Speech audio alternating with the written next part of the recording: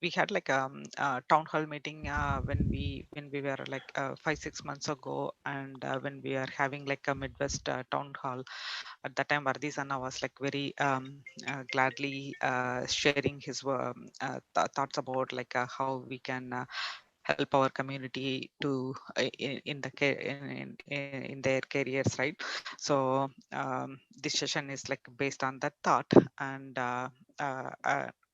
welcome you all for the session, and thanks Vardhi Sanna for taking your time to share your tips with our community and then help our community.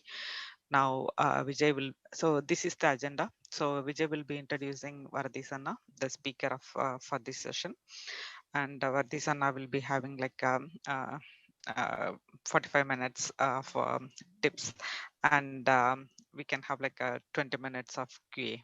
Like if you have any questions, like we can have like 20 minutes. This is the agenda for this session, and Vijay. Thanks, Ka. எல்லா உறவுகளுக்கும் வணக்கம். First of all கானா BOD மெம்பர்ஸ்க்கு ரொம்ப thanks இந்த வாய்ப்பு கொடுத்ததுக்கு. Especially ஒரு லீடர்ஷிப் உள்ள ஒரு பொசிஷன் உள்ள வர்தி சன்னாவை இன்ட்ரடியூஸ் பண்ணுறதுல எனக்கு ரொம்ப பெருமையாக இருக்குது, சந்தோஷமாகவும் இருக்குது. அண்ணனை பற்றி ஒரு சின்ன இன்ட்ரொடக்ஷன் கொடுக்கலான்னு நான் நினைக்கிறேன். ஜஸ்ட் நான் அவரோட ப்ரொஃபைல்னு பார்த்தேன். ஆக்சுவலாக அவரோட நிறைய இன்ட்ராக்ட் பண்ணுற வாய்ப்பு கிடைக்கல, பட் நிறைய விஷயங்கள் கேள்விப்பட்டிருக்கிறேன். ஸோ ஒரு பிஇஆர்இசியில் முடிச்சிருக்காரு. இப்போ நேஷனல் இன்ஸ்டியூட் ஆஃப் டெக்னாலஜி இப்போ மாற்றிட்டாங்க. அதுக்கடுத்து மாஸ்டர் வந்து பிட்ஸ் பிளானிங்கில் முடிச்சிருக்காரு. அதுக்கப்புறம் லீடர்ஷிப் கோர்ஸ் வந்து கெலாக் இன்ஸ்டியூட்ல முடிச்சிருக்காரு. லேட்டராக வந்து ஒரு கெரியரை வந்து சதன் பெட்ரோகெமிக்கல் இண்டஸ்ட்ரீஸ் லிமிடெட் அந்த கம்பெனியில் தான் கெரியரை ஸ்டார்ட் பண்ணியிருக்காரு. அதுக்கடுத்து பார்த்தீங்கன்னா வேரியஸ் கம்பெனிஸில் several key positions he played, and he went through a lot of challenges and successful stories. And now finally he attained a leadership role, that is CIO for Juan Stores. I'm sure he has been excelling in that role as well. டெஃபினட்டாக அவர் பார்த்தீங்கன்னா அவரோட கெரியரில் ஏற்பட்ட challenges and obstacles, lot of success stories he went through. டெஃபினட்டாக அவர் நம்ம கூட share பண்ணுறப்போ நம்மளோட யங் ஜென்ரேஷனுக்கு ஒரு பெரிய இன்ஸ்பிரேஷனாக இருக்கணும்னு நான் திடமாக நம்புகிறேன். அதுக்கப்புறம் அவர் கெரியர் ப்ரூவன் ட்ராக் ரெக்கார்டு மட்டும் இல்லாமல் அவர் சோசியல்லையும் ரொம்ப இன்வால்வ், ரொம்ப இன்ட்ரெஸ்ட் காமிச்சிருக்காருன்னு அவருடைய ப்ரொஃபைல்லேருந்து நான் தெரிஞ்சுக்கிட்டேன். எஸ்பெஷலி பார்த்தீங்கன்னா சிகாகோ தமிழ் சிங்கத்தோட ட்ரெஷரராக இருக்காரு.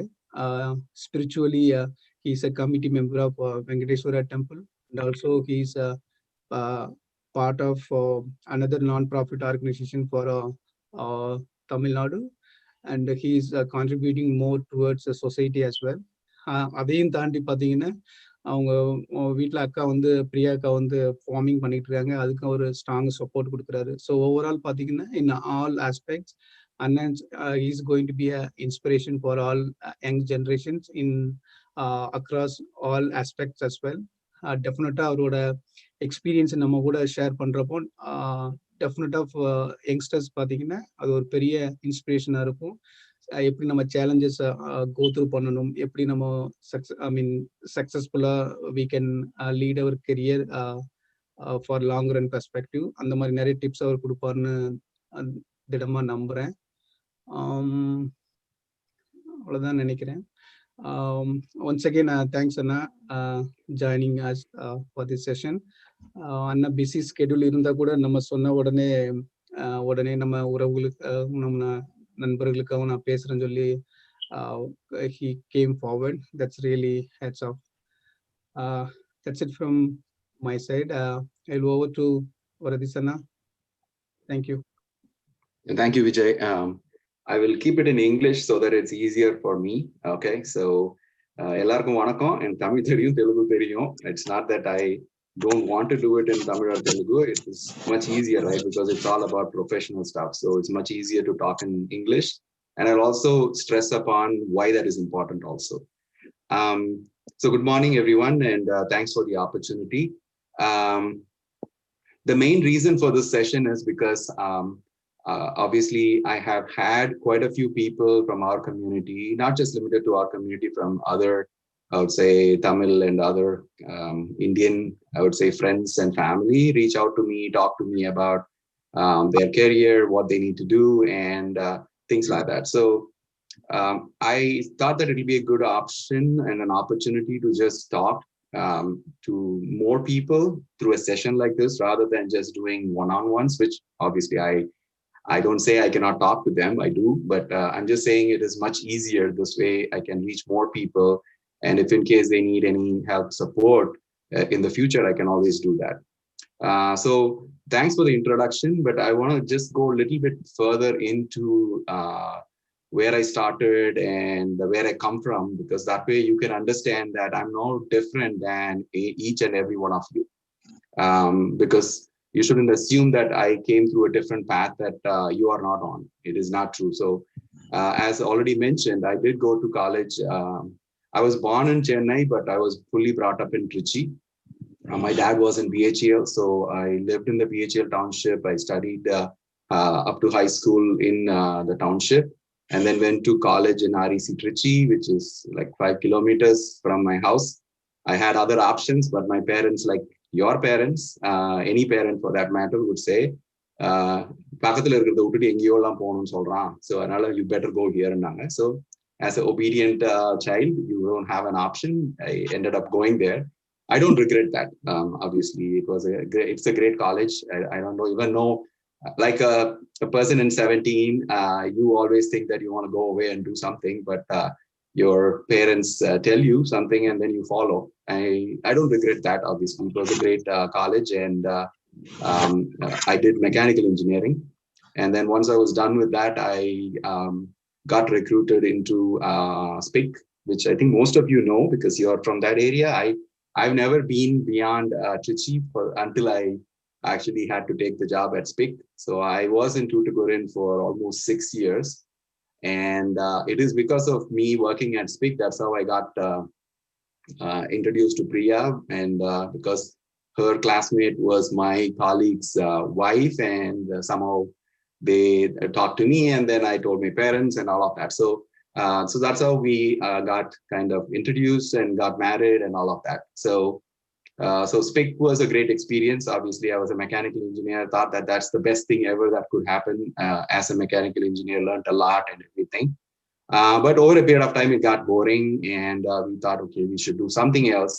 And then I ended up looking for options. In fact, I quit the job and did something else, like even real estate and all of that. Then I said, okay, it's not working. And then we said, okay, what options do I have? So when I look back at what I did at SPIC and everything around maintenance and engineering, one of my relatives, he suggested, maybe Anna, you should learn SAP, and then that way you can come back into the workforce. So I said, okay, I don't know what SAP is, but I said, okay, let me go learn. And then I did learn, and then I got recruited for L&T Information Technology in Mumbai, because they had an SAP team that was implementing SAP not only for other customers, but also internally across the L&T group companies. So I get recruited there, and then I ended up in a project in Artco India, which is in Chennai. So I just went to Mumbai a couple of months, and then I came back. So during that, obviously, it's an SAP implementation. I was doing that, learning SAP, and also at the same time, building my, I would say, partnership network within the whole SAP community, because I always tell people SAP is a religion, okay, and people follow it. And if you go to their SAP conference, which I've been to many of those, it is a religion. People believe in it, right? So through that, I got a contact who was leading the SAP practice at Satyam. And he called me one fine day saying that I have a project in Pittsburgh. I think you'll be the best person to go do that. Will you be okay to come to Satyam? That way we can recruit you, and then you can go to Pittsburgh. So I said, okay, fine, if that's what you want me to do. And it was obviously, he was kind of, I would say, an acquaintance while I was at L&T in Mumbai.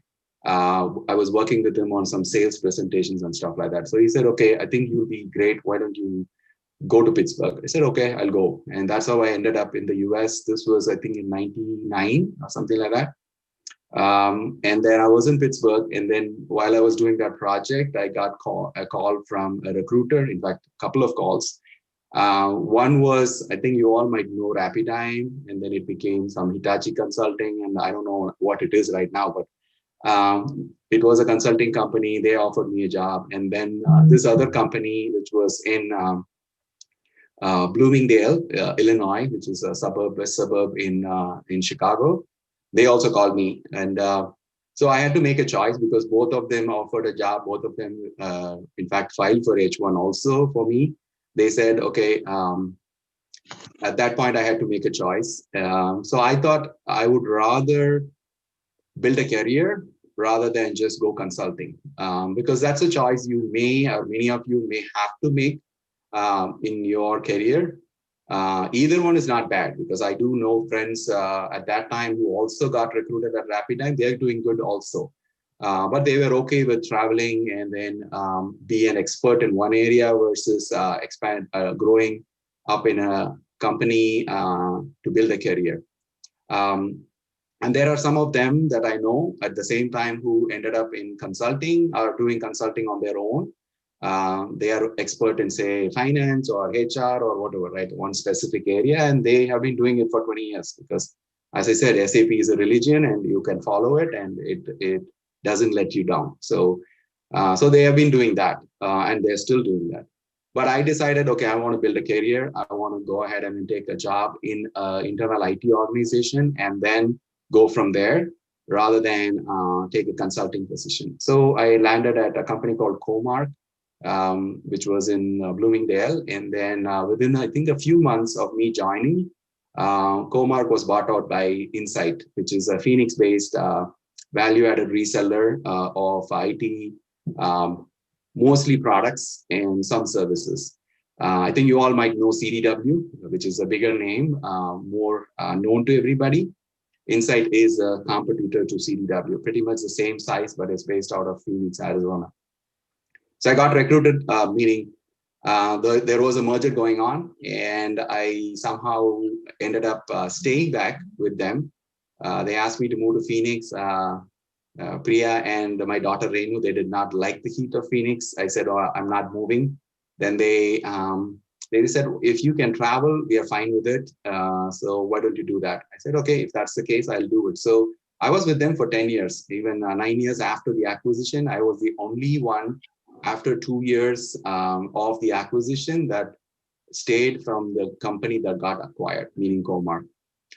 So what happened is that I did not just stay calm. I did not really just keep doing what others were asking me to do. I was actually reaching out, going beyond what was expected out of me to try and show what I can bring to the company, what I can do.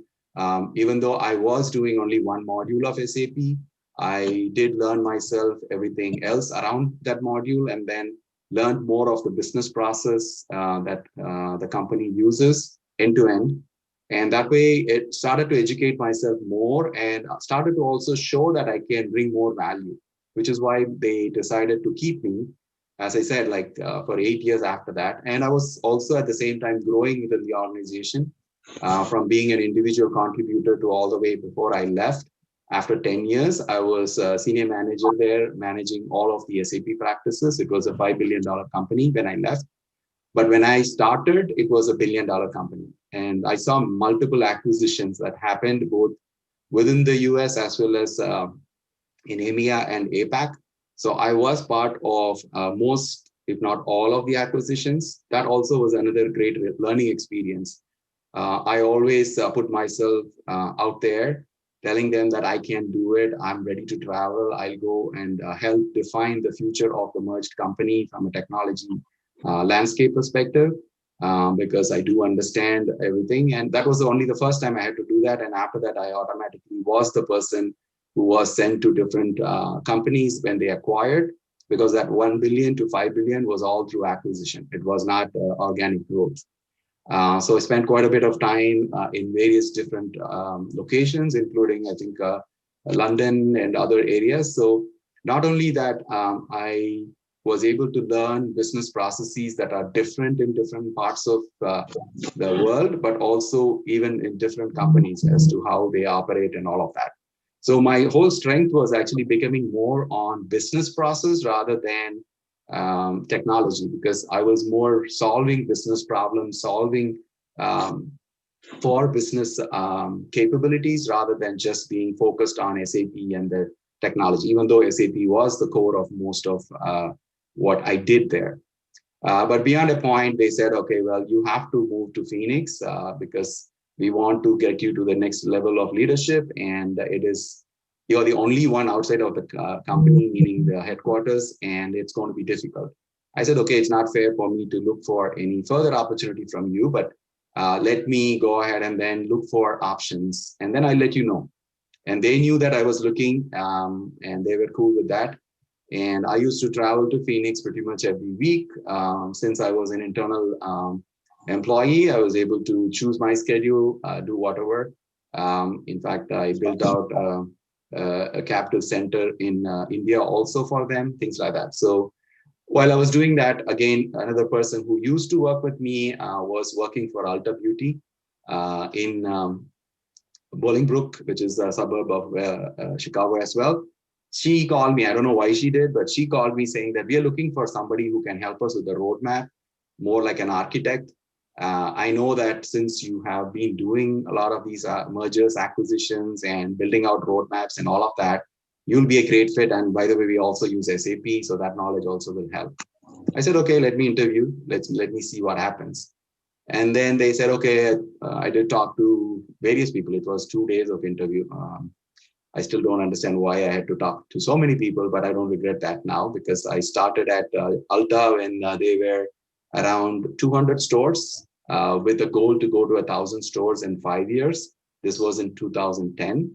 And they were trying to figure out how can technology support that growth and not be a roadblock.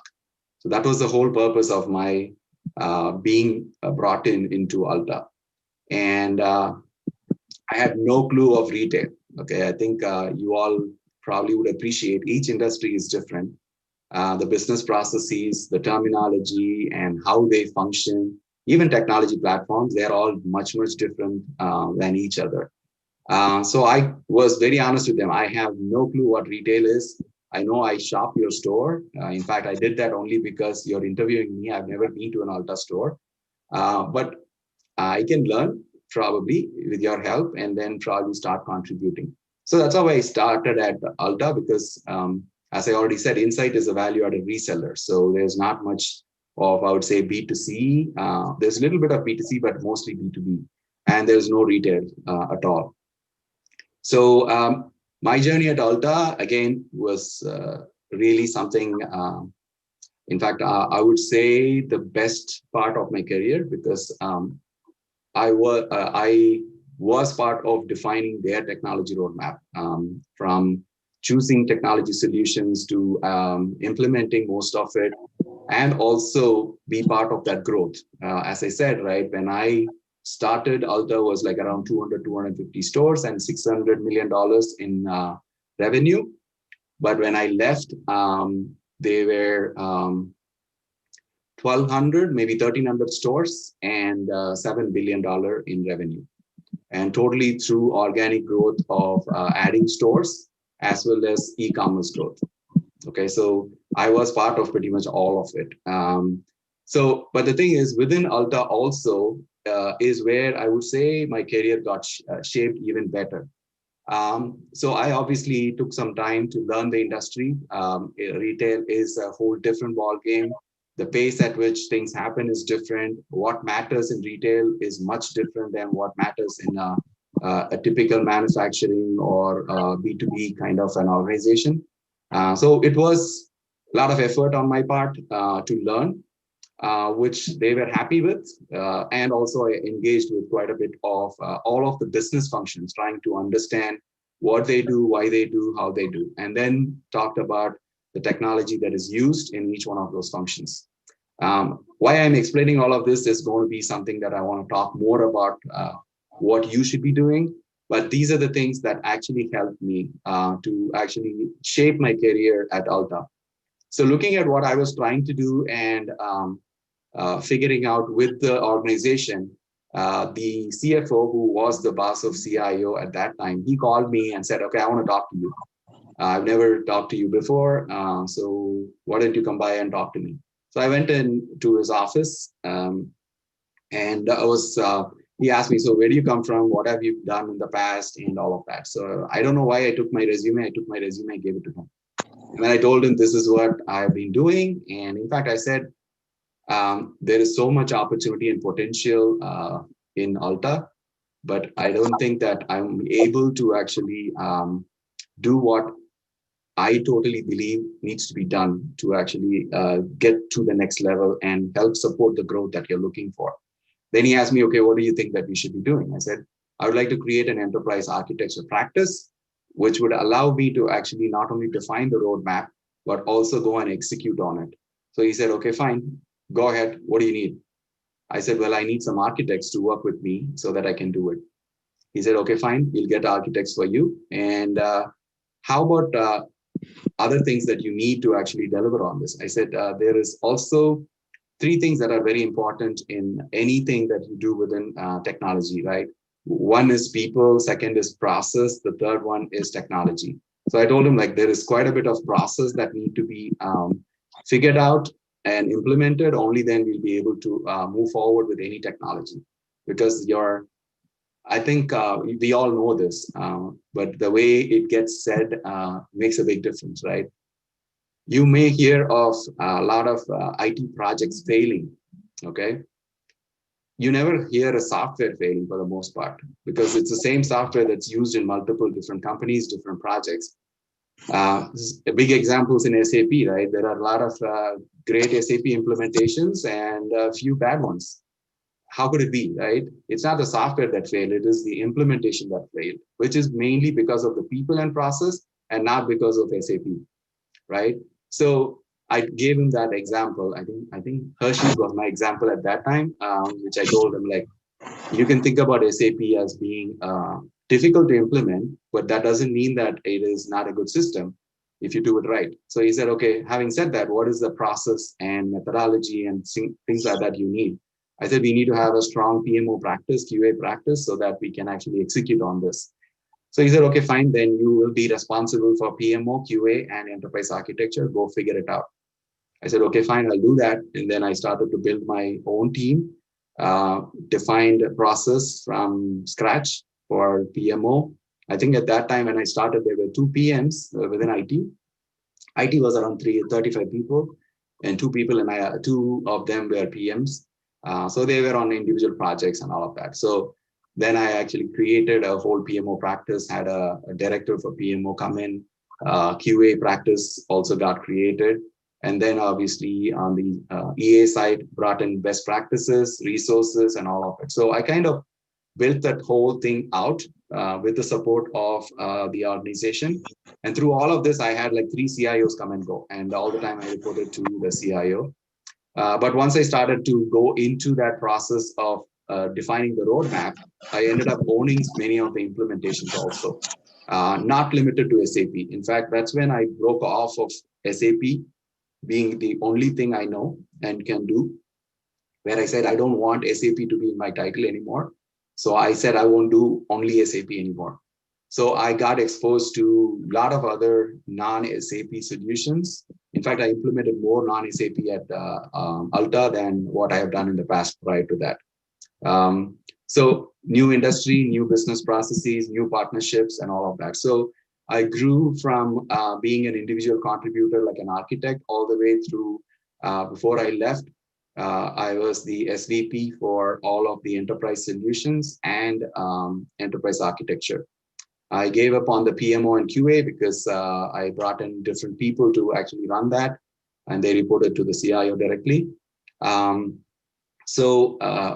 From 35 people, when I left, Alta Beauty had around, I think, 250 to 300 IT resources. I was either part of defining that role or even recruiting most of them. So I built that kind of, I would say, camaraderie as well as partnership, not only within IT, but also across every business function.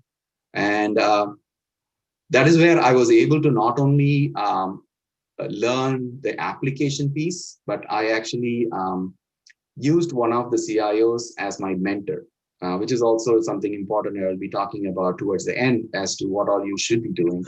What he looked at and what he was trying to work with me was, he asked me to do an individual development plan, which allowed me to actually define some of the things that I always thought about, but never put it on paper in a structured format. If anyone has done an IDP, you would know that there is only like 3 pieces to it.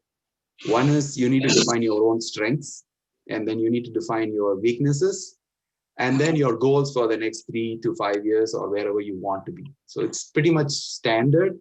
Once you start to put it on paper and put it in this format, then you actually start to see more about yourself. In my mind, it's rightly kind of termed as individual development plan. It is not a plan from your manager or from your company saying, this is what you should be doing, right? It's more about you. So in fact, it needs to be filled out by you and not by your manager. And even if your company is not doing an IDP, I suggest you should do it. So that way you will know what your strengths are, what your weaknesses are. Weaknesses is where you have to work on, right? Because you need to be self-aware of those weaknesses. If you do not agree that you have a weakness, it's never going to get fixed, right? And the same thing with respect to the goals. So he asked me, okay, what do you want to be in another maybe 3 years, 5 years? This was, I think, 5, 6 years ago. I said, I want to be in your chair. He said, absolutely, that is possible. But what is it that you don't have that you think that you need to learn? I said, I don't know anything about IT infrastructure. Okay, so what if I give you the opportunity? You want to run IT infrastructure for maybe a couple of years? I said, yeah, sure. If you trust me with that, I will go ahead and do it. He said, okay, fine. Then I'm going to give you IT infrastructure. So go ahead and continue on and learn that area. And actually, that way you can be much more of somebody within IT who has done pretty much every function within IT. So from application development, enterprise architecture, I also took on IT infrastructure. And it was a great, again, learning experience, right? Because it's much different than what it is. And when you have 1,000 stores and 5 distribution centers, it's a lot of, I would say, infrastructure that you need to be worried about and build out. I was also defining and helping build out a new data center, all of that. So a lot of experiences, but all of that came only because that I was open to get out of my comfort zone, because that's one other problem, right? That's human. There's nothing wrong with that, because you know something and you want to stay within that, right? So that way you're not risking anything. You kind of get into that comfort zone and you stay there. But the downside of that is you're an expert in that, but you're not going to be able to expand and grow because you're stuck with that. And for you to grow, obviously, you need to go beyond just your comfort zone. You have to take chances. And when a company is giving you that, you should actually take it. And in many instances, the company may not give that to you. You may have to ask for it also. You need to put yourself out there. Otherwise, it won't happen. So that's what I did, right? I continuously challenged my manager, meaning the CIO at that time, with anything that I can do different. I want to add to my skill set. In fact, I openly tell him my next step in the career may not be in Alta, and I'm not just planning for that. It can be, but it's not my last stop. I know that. And having said that, that would mean that I need to prepare myself beyond what I already know. And how can I be more prepared when a different opportunity comes to me that I can actually take it? So again, that's why I said the important part of my career was Alta, because the company gave those opportunities when I asked, or they gave it to me when it was available. But at the same time, one thing that I always believed in, failure is not an option. It could be new, it could be different. It's something that I don't know. I will put my heart and soul to make it happen. It doesn't matter, right? Whatever it takes is how I looked at it, which is again important also, because you get noticed only when you deliver, not when you put a lot of effort. Effort gets kind of, I would say, people thank you for the effort, but they recognize you for the outcome, meaning the result. Okay, you can always say, I tried my best, but it failed, right? The project didn't go well or all of that. That doesn't really matter. They'll say, yeah, we understand, it's okay. But ultimately, when time comes for the next step in your career, what gets looked at is your success, not your effort. Okay, so that's very important. I always believe in that, whatever it takes. And at the same time, I'm not afraid of having people who work for me or my peers who are smarter than me, because it is a team game and not an individual game. Anything we do is, that's why it's called a project, right? It's not just one individual doing something. So try to get the right people in your team, try to get the right resources, either internally or externally, whatever it takes, so that the project can be successful. So that is another important thing that you should focus on. So having said all this, I kind of went all around IT, was able to manage different teams, different parts of the business, as well as different parts of IT. Through it also, the other important piece is you start to learn more about people and process management and not just technology management. Because if my goal was, which is what I said, to be a CIO soon, in fact, since it's all relatives, I can tell you this. I told my CIO, I want to be a CIO by 50. Okay. She asked me why. I don't know. When I'm 50, I want to be a CIO. I think I missed it by in 3 months. Okay. So I did not do it by 50, but 3 months after that, I was. So I don't know why, but that's what I thought. I said, I need to work towards that. But through all of this, you always get calls, right? I think many of you get calls. I never declined any call from any recruiter while I was at Alta. I don't need a job. I don't need to actually look. I'm not looking for something. And many times you know that you'll probably end up with the choice that you want when you really are not looking for it. But if you're desperate, you probably land in something that you may not like right afterwards, right? So I always took every call because I thought it was an experience, right? To learn about a company, learn about an opportunity. Did I go to different places to interview? Yeah, I did. I traveled quite a bit, even over weekends, to actually interview with people. So that way I was talking to a lot of recruiters, talking to quite a few companies, learning what they're looking for. In fact, shaping myself up through that also, because that's another learning experience, right? When you talk to some companies, you get to know what they're looking for, what they care about, and things like that, as part of leadership and communication and all of that.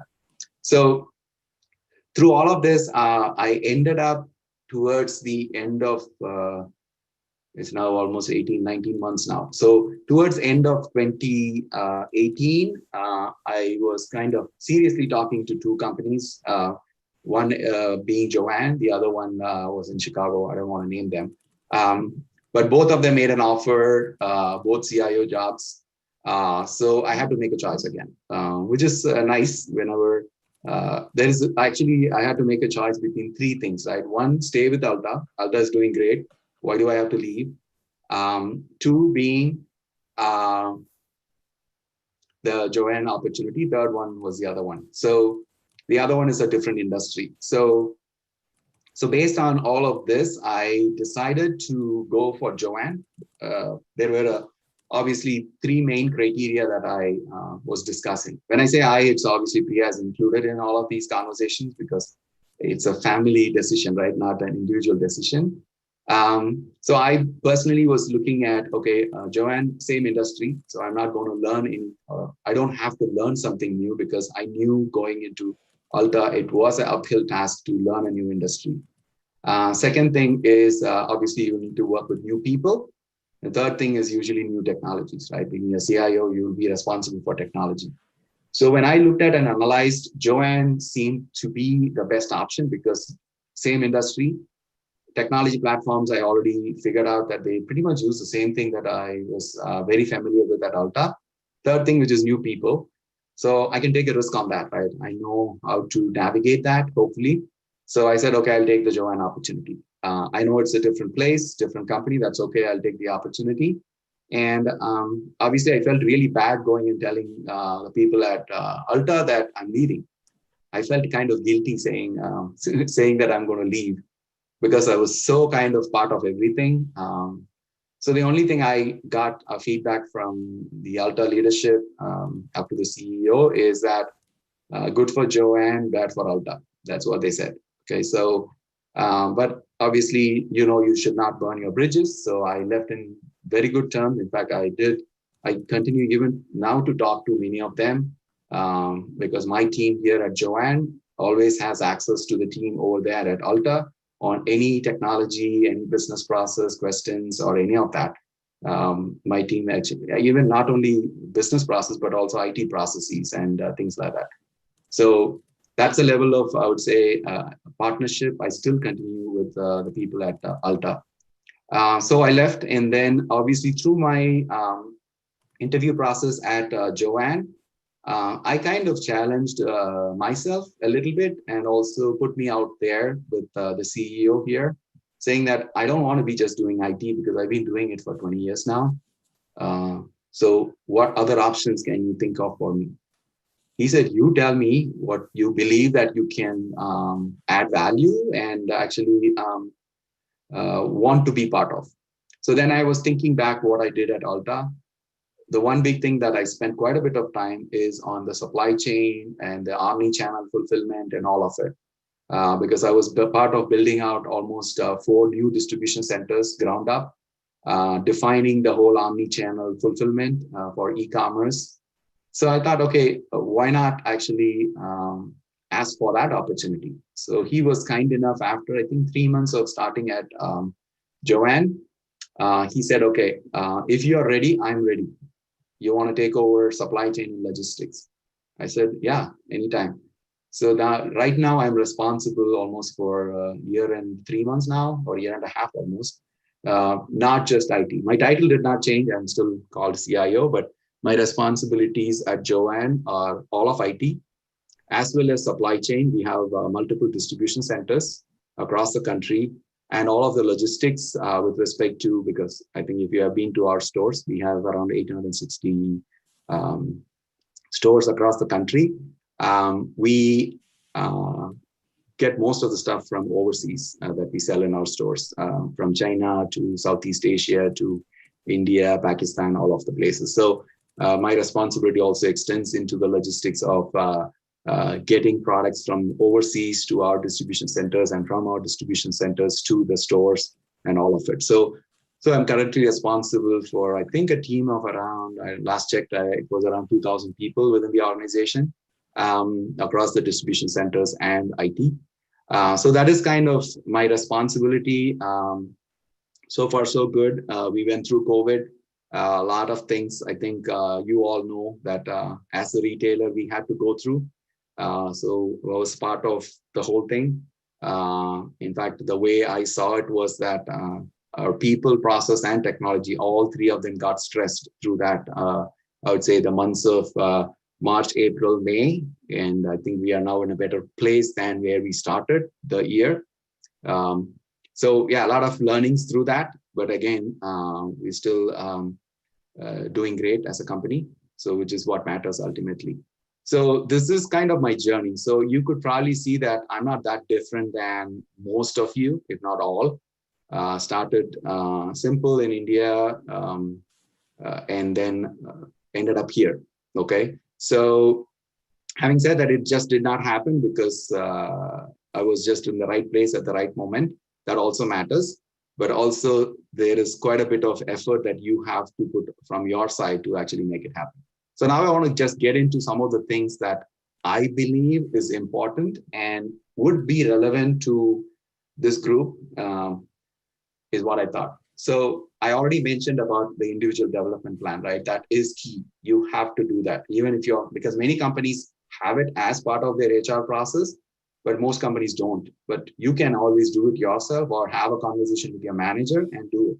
So that way you can start to shape your career, because you own your career, okay? Nobody else. And you have to do it for yourself.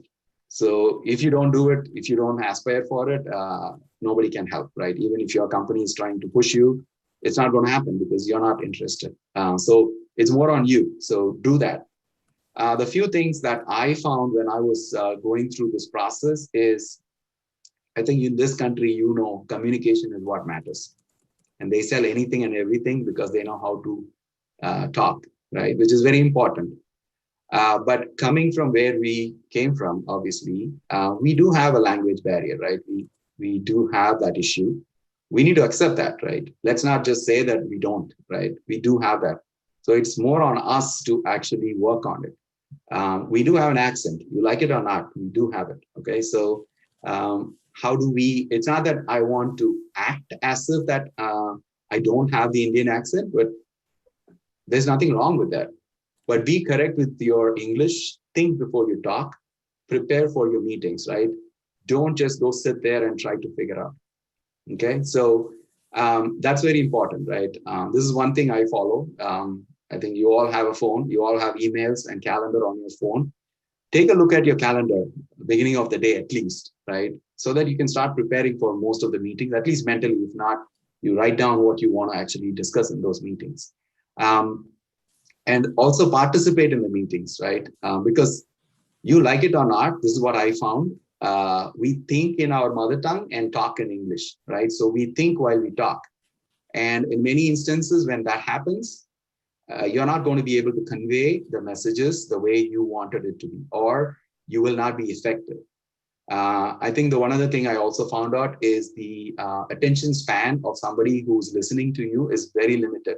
So you need to start with something that is of interest and what matters rather than end with it, because you may lose them if you're beating around the bush trying to search for words while you are thinking and talking. So be prepared, be ready for that. So take an effort, plan for it, participate in discussions, right? Because that's very key, right? You need to be part of those conversations, be part of those discussions. You have to contribute. It's very important, right? Because if you do not contribute, you sit in meetings, you just don't even participate, don't talk. The next meeting, you may not be even be invited because they might think that you are probably not even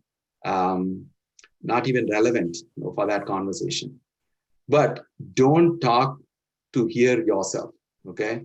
You should talk what is relevant, be present, and add value to the conversation, because you can always, right, find things that matters. I know that there is a question about can we ask questions, so I'm going to talk about that and my theory of what I have learned, right, and things like that.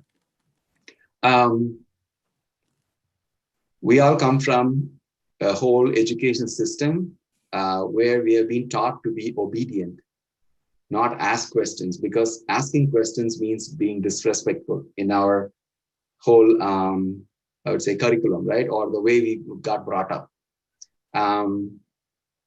We need to be self-aware of that, because leadership comes with that, right? I think we all can learn a lot from our own kids who are being brought up here, going to school here. The way their whole curriculum and how they get trained is more around being leaders. But we were all trained to be subordinates, right? So you need to be self-aware of that, and you can break out of it, right? But unless you know that that is what it is, you're going to be shy, actually, even to speak up or to ask questions. So that matters. You need to ask questions, but it has to be relevant. Don't ask questions which are stupid. Okay, so you need to be relevant. For that, you need to do the thinking. You have to do that. So let's be self-aware that we have not been trained by our education system from India to be leaders. We have been trained to be subordinates. You need to be self-aware and break out of it. I'm reading the question, but I'll answer that quite right after all of these that I have. I have some notes I'm going through. The other important thing is whether you're trying to grow in an organization or an entrepreneur, business process, industry knowledge is something you have to acquire, constantly acquire. Learn more about business process.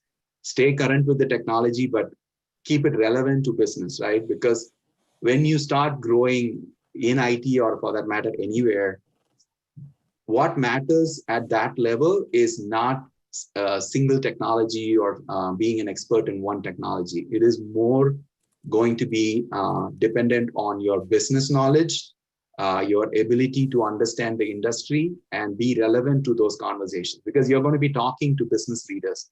You need to be talking in their language and not in your tech language. So you should actually learn that. For that, you need to know the industry. You need to understand what they do, why they do, what matters, things like that. So talk more on, learn first, and then be able to contribute to that. Be a thought leader for them, right? Not an order taker. So how you can achieve that is by actually getting yourself to understand more about the company, the process, and all of it. So always stay ahead of that, try to understand that.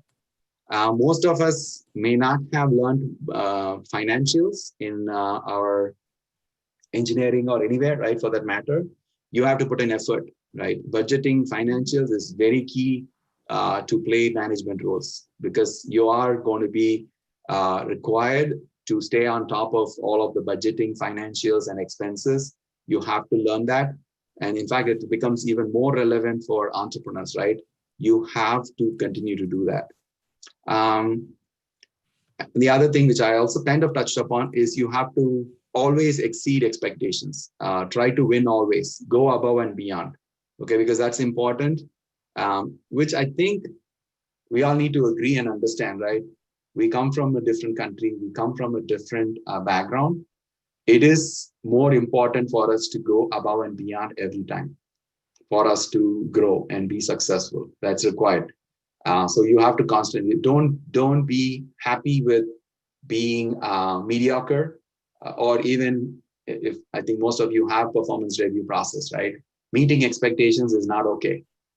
I have to always exceed expectations, right? So work for that. Continue to do that. Also learn how to build teams, how to do performance management, because once you start growing, you need to learn and do that. Nobody teaches that. Right? You have to learn how to do performance management. How do you manage teams? How do you recruit the right resources, right talent? How do you build that talent further? So that whole team building, performance management, the whole HR process, right, is also very important. You have to learn. You have to continue to get better at that. Build trusted partnerships across not just business, your peers, but across IT, right? Everyone within the company should know you, should feel that you are somebody that they can trust and build a partnership with, because that's all very important, right, for you to be successful. Continue to talk to your manager or even manager's manager about your career goals, where you want to go, what you would like to do. Ask for opportunities. When you see an opportunity, why don't you go and talk to the recruiting manager and ask them, why not me? What is it that you're looking for? How can I be that person? Things like that, right? Somebody was asking about taking risks. Where are the things where you take a risk, right? If it is within the same company, actually the risk is kind of something you can take, because they know you, they know that you're capable, and they know that you lack that particular skill. They will allow you to go and take that risk. So I think you should look for those opportunities and take a risk, right? Because as I already said, right, getting out of your comfort zone is very much required. Only then you can expand your knowledge. Only then we can grow. The other important thing is own your career progression. Okay, you own it. Nobody else is going to tell you where you want to be and where you should be and all of it. So have that plan in mind. Always work towards that. If you think that I'm lacking these skills or I have these weaknesses, work on it. Continue to actually assess where you are with that. So build your own career progression plan and try to continuously enhance that and see how you're progressing towards that. The other important thing is be your own spokesperson, because there's nobody else in this world that's going to talk about what you have done and what you can if you don't, right? So there's nothing wrong with that. That's how it is, right? How do people get to know about you unless you tell them that what you can and what you have achieved? So there's nothing wrong with that. Be your own spokesperson, blow your own trumpet. That's fine. It's okay. And then also the other thing about making a choice, right? It is a choice you have to make, but you have to stick to it. Where I was talking about whether you want to be an individual contributor, become an expert in one thing and continue to expand that, which is fine. that's an option, but you stick to it and work towards that, because if that is the career goal you want to set yourself, go ahead and do it. There's nothing wrong with that. But if you want to get to a management role, you have to obviously work towards what is required, what skills are required, and how do I acquire those, and how do I get to that is something you also need to work on. So there's no right or wrong choice, but you making a choice is more important as to where you want to be. The next important thing, which I believe is important, is find a mentor, okay, who you believe that would be able to help you, have a conversation with you where you can openly talk to them about your career goals, your aspirations, your weaknesses, and stuff like that. You need that, because only then you will be able to have another person talk to you about what they think and what they see in you and how they kind of perceive you. So that way you can actually take help and work on those. So you need to find a mentor. It can be within the company, it could be outside, it all depends. It will be better if it is in the company because they see more of you, they can give you a lot more feedback. If it is outside, if it is that's your choice, you can. Doesn't matter, but you need somebody where you can discuss these things. The other important thing is networking, because you need to be known in the circles that you work on. It could be the industry, it could be the technology, it could be anything, right? Be known in that, because with social media, keep your LinkedIn profile up to date. Make sure that you have subscriptions to the things that matter in your industry, in the areas of your interest. Those are very important. Anytime a recruiter sends you an email, don't just ignore because, oh, well, I'm not looking for something, or maybe this is not my relevant choice. Talk to them. Try and understand what they are offering and why they wanted to talk to you. Also, because that's important. You need to know, how come you thought that you should be talking to me about this opportunity? Ask them those questions. Learn from that, because then you start to figure out, well, where should I go if I want to really look for something? And also during those conversations, if you find out that that's not your choice, that's what you're looking for, they typically will ask you, okay, what is it that you're looking for, so that the next time something like that comes up, I know that I should talk to you. So don't ignore those calls, right? Those are very important. And then, as I already said, right, you probably may land on something that is the next best step only when you're not looking for one, because you're not desperate, you're not making bad choices. So that's very important. So continue to stay current. Don't ignore those calls. Those are very important, because I know when you really want a job, trying to find people and connect with people and look for one is very difficult. But if it is coming to you, don't ignore those, right? Always talk to them, try and understand. Even if it is asking you to go for an interview, do it, right? There's nothing wrong. It's just they want to talk to you. So that's another experience. Go ahead and build that and then continue on that.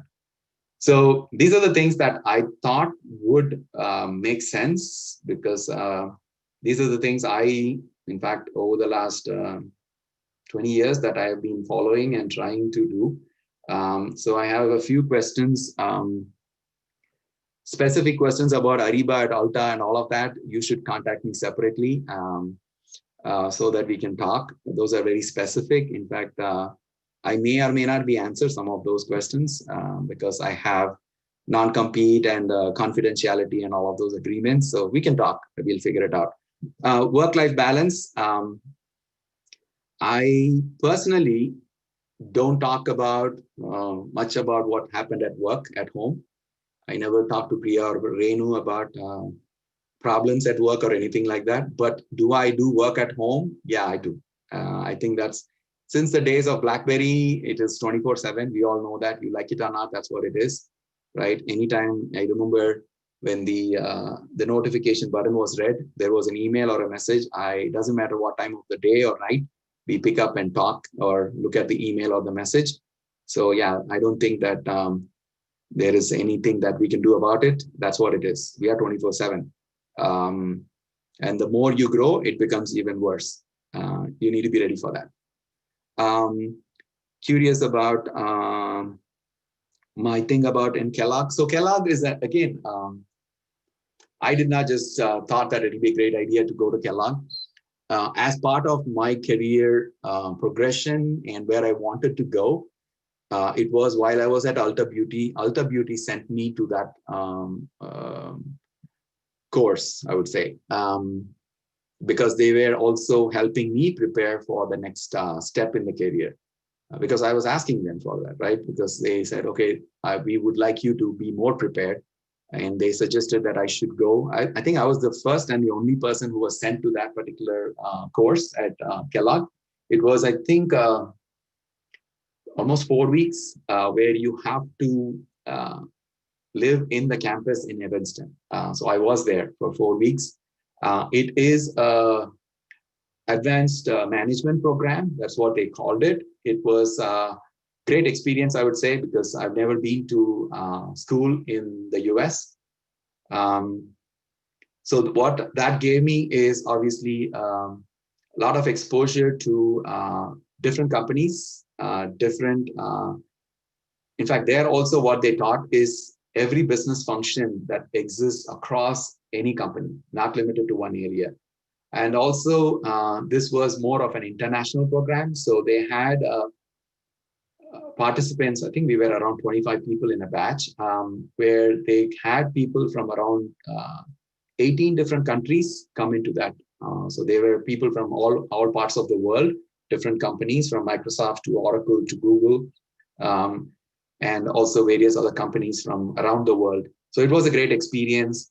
After so many years, I was able to live in a campus like a student. So things like that. So it was great. And I do still have a lot of connections back to some of those people and the professors, which actually helps. In fact, I got recruited into Kellogg's retail data analytics. There is a whole, I would say, organization there. They do a lot of stuff within the retail AI ML. So I am actually a member of their board because there is quite a bit of thoughts and ideas and projects that they do with industry. So I'm part of that also. So I'm in that advisory committee also. So there are a lot of exposure that I got through Kellogg also. So these are the questions I guess I can see here. So I'm ready for any other questions. So there is one question. Are you spiritual and do you believe that it played a part in your success? I am spiritual. I do pray, obviously, and I always believe that that actually makes a difference. Because you can do your portion, but I wouldn't call it luck, but you need his help, right? His or her help to actually make it happen. So yeah, I totally believe in it. And obviously, I would not say that that's not required.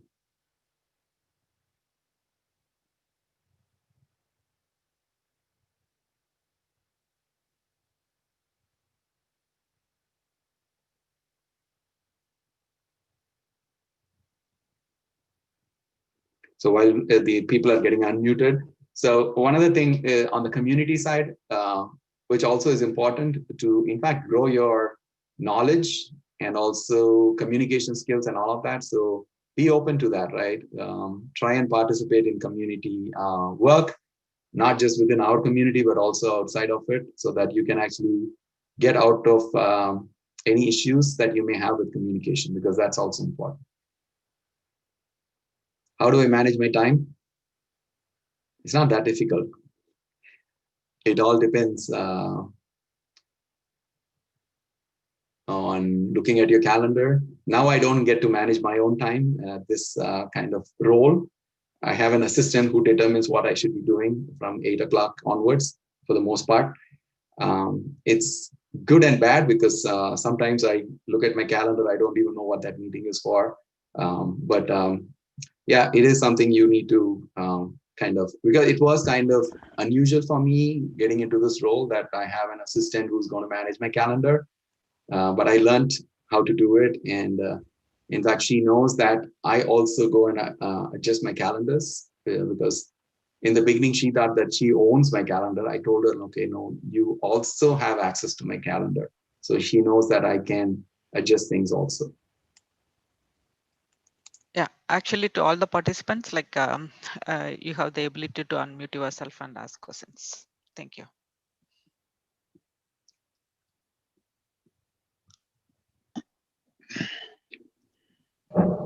I do. One second, so I'll answer this one question. So I do recommend MBA. Then you may ask me, why did you not do one? I think I have enough. I have done engineering. I did masters in engineering management. I did a diploma in financial management. I went to Kellogg. So I'm not doing MBA. I'm not planning to. But I would recommend if you can, it's always helpful. Yes. Sorry, go ahead. Vardesh, this is Venkat, Peri Venkat. Good job. We enjoyed the conversation. Hello, can you hear me? Yes, I can. Yes, okay, okay. Go ahead. Yeah, go ahead. It was a good experience. Good sharing your experience, and a lot of younger generation. One point that you told me that it was very impressive.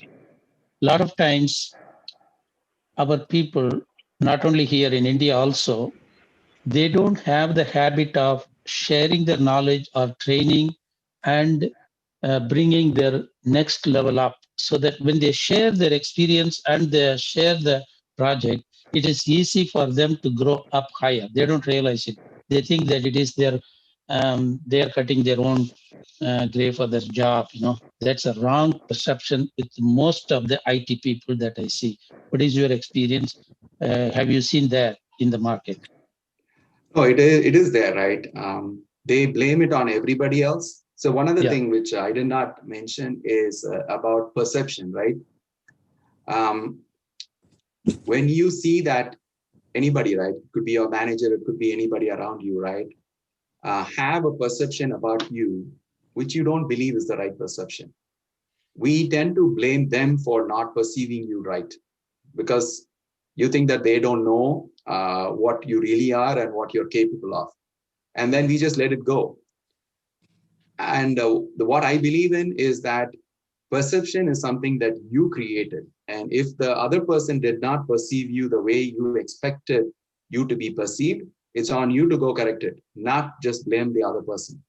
So if you learn to do that and actually be self-aware of that, I think you can break that barrier. But it is again on you. You need to do that. Thank you, Vardesh. Yeah. Emotional intelligence, obviously, you would have seen this, and many people have told you, you make the wrong decisions only when you are kind of emotionally unbalanced, right? So don't make your decisions when you have lost the emotional balance. Stay calm. Don't get frustrated or make decisions when you're frustrated. Because when you give yourself a little more time, you will end up doing the right things. And that's very important, because I talked about everything, communication, all of it, but staying professional in your company, right? Your communication, your behavior, and all of that has to be always professional. You cannot lose your cool, right? You may be right. Okay. You may be intimidated. All of that doesn't matter. Ultimately, you have to stay professional. So for that, when you are intimidated, you should not talk. You should just stop talking. Okay, there's nothing wrong with that. But if you talk, you're not going to say the right things. So you need to learn to do that. You probably can do anything at home, but at work, you cannot be angry. You cannot say stuff that is unprofessional. Nobody will help when you do that, including HR or your own manager. You may be right, but doesn't matter. Vardesh, thanks, Vardesh. Arvind, this is Rajesh Vardesh.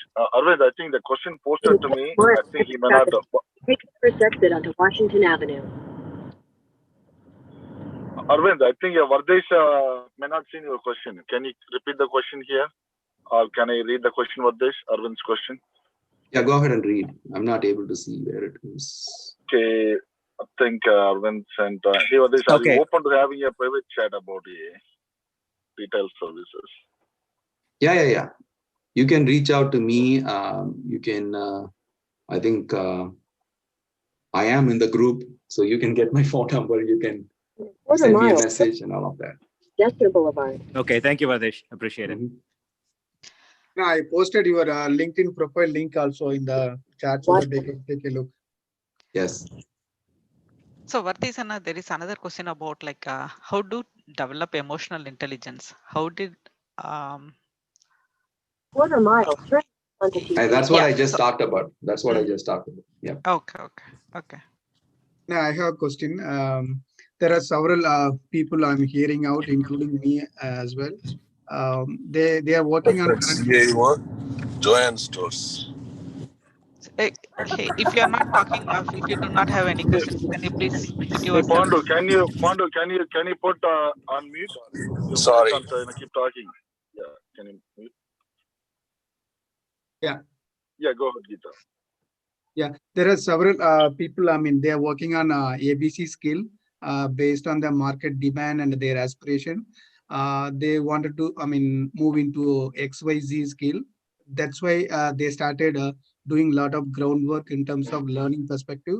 But where they are lacking is moving from, I mean, the current role that ABC to XYZ. They are lacking how to, I mean, obtain that desired opportunity in their future careers, and what are the steps you suggest to go through that now? Yeah. So this is something also which I talked about a little bit. If that is something that your company can offer, right, you have to reach out and try to say that I would like to actually move into this particular role or this particular area of function, because it is usually difficult for a company outside of your existing company to actually bring you in for something that you have not worked on, because that's usually difficult, right? Because they're going to look for somebody who has done it and who has experience in it. But always be on the lookout within your organization as to if there are opportunities in a skill area that you would like to grow your skill, or you have learned it, because let them know that you learned it, right? Because that's one of the things as part of what I have done is we created a whole skills database, and we asked people to fill out what skills you have that either you have acquired in the last few whatever months or years that is not being used in your current role, or skills that you already have, which is again not used in the current role.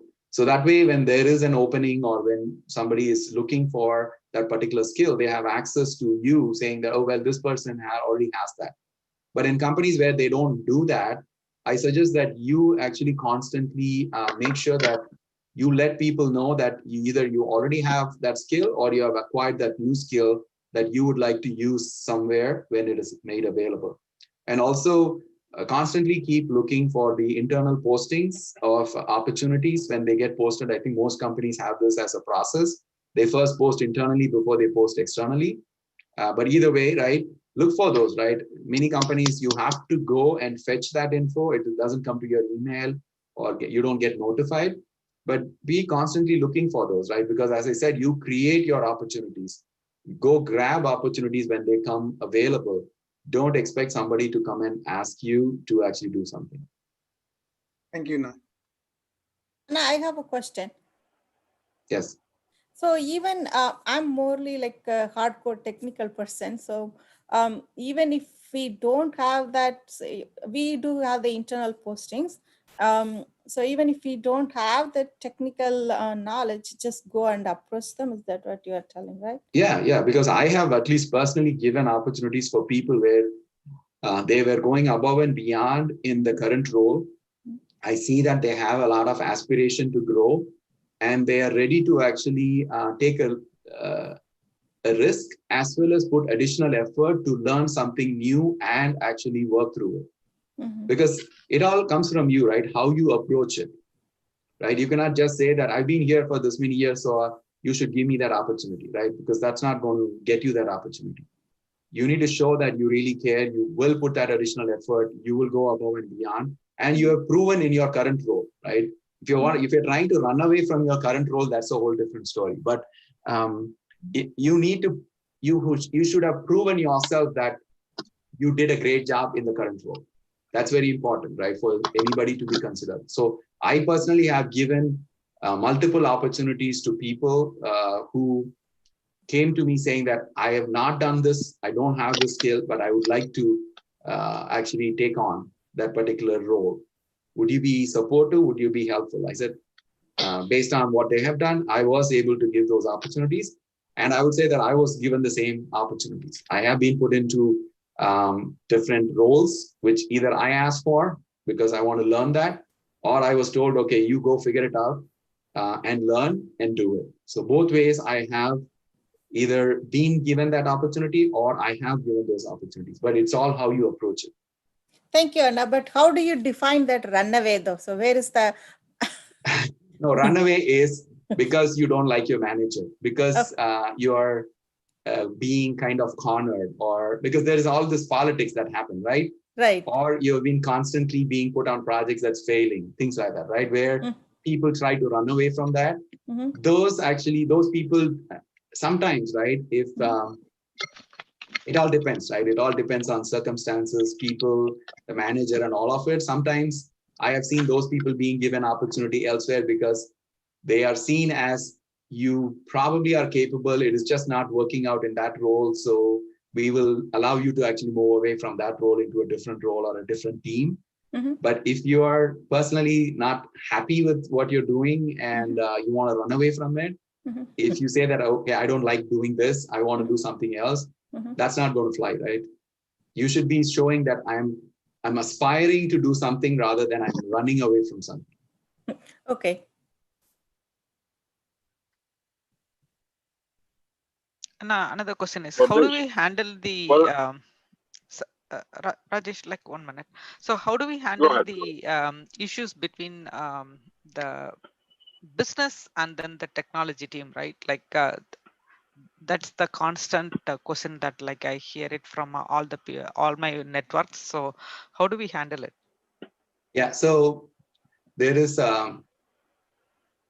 first step, obviously you need to build that trust and partnership, right? Because the business has to believe that you are a trusted partner for them.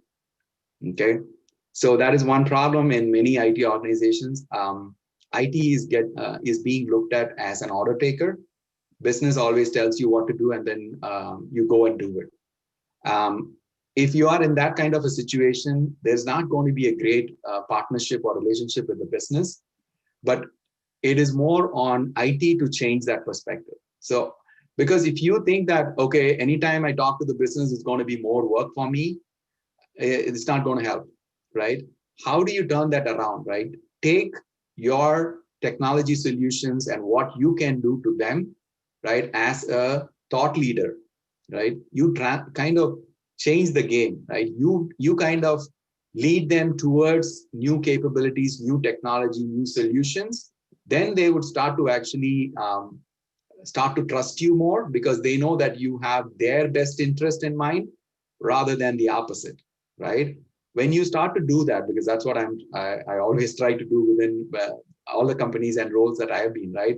I build those partnerships. I do not actually shy away from work.